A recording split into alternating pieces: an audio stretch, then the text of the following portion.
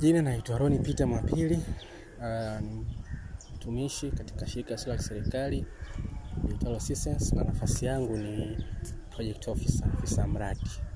Na nimekuwa nikisimamia mradi uitwao uendelevu wa rasilimali za mashariki mwa bahari ya Hindi, ambao mradi huu unafadhiliwa na Blue Ventures kwa kupitia ufadhili mkuu kutoka NORAD, Norwegian Agency Development.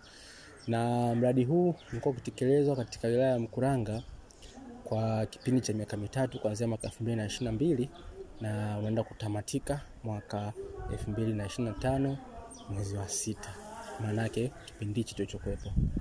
Na katika mradi huu kumekuwa na uwezeshaji wa namna mbalimbali ikiwemo elimu, nyenzo, lakini pia hata na tafiti mbalimbali zimefanyika katika mradi huu. Hivyo mradi ukafanya mafunzo kwa jamii, hasa jamii ya wanawake wilaya ya Mkuranga, ikijumuisha jumla ya vikundi 4 vyenye washiriki 7, vikiweka jumla ya washiriki 28 ambao ni wanawake ambao wanafanya shughuli ya uvuvi, hasa uvuvi wa duvi, kitaalamu wanaita shrimp.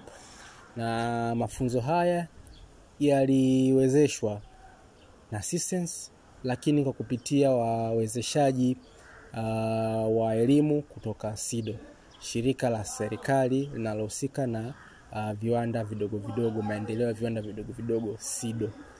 Na mafunzo haya yakawawezesha sasa kina mama hawa kuwa na uwezo wa kutengeneza sasa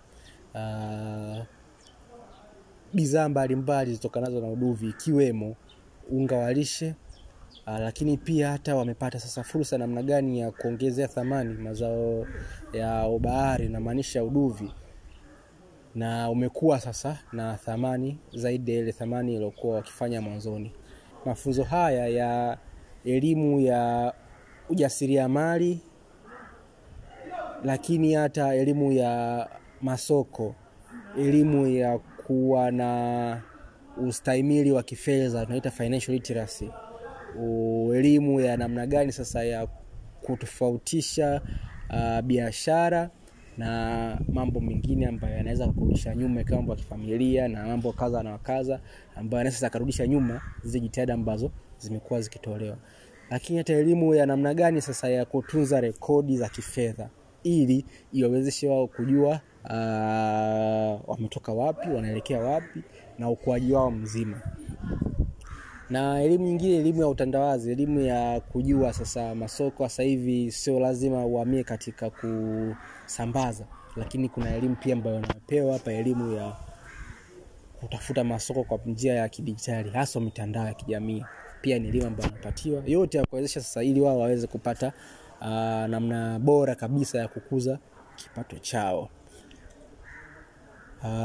Mwisho kabisa nitoe shukrani za dhati kabisa kwa uongozi mzima wa halmashauri kwa kipindi cha utekelezaji wa mradi, support kubwa kabisa ambao tumekuwa tukiipata.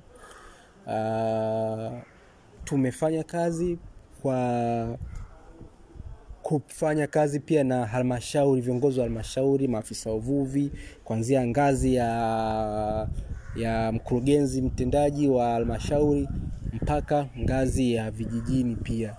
Pongezi kwa viongozi wa kata, vijiji, na wamewezesha sasa nini katika jitihada nzima ya kuhakikisha sasa tunatekeleza sera mbalimbali, hasa sera ambayo iko katika kutekelezwa zaidi ni sera ya uchumi wa blue.